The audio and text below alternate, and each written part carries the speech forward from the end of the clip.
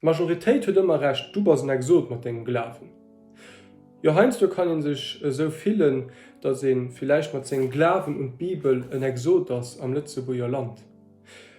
Mit de Satz Majoritéit huet ëmmer recht, déi stimmt vielleicht net immer.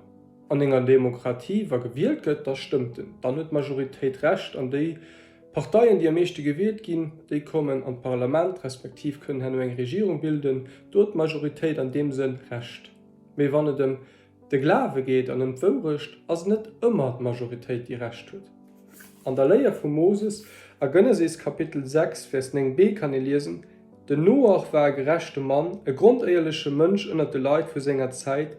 De Noach huet 3 sei Liewe mat Gott geféiert. An der Zeit vum Noach hunn die meeschte Leiit net u Gott gegleeft, an dofir kom han d Flut, die des Welt zersteiert huet. Mit de Noach huet gegleeft. Majoritéit hat also net recht.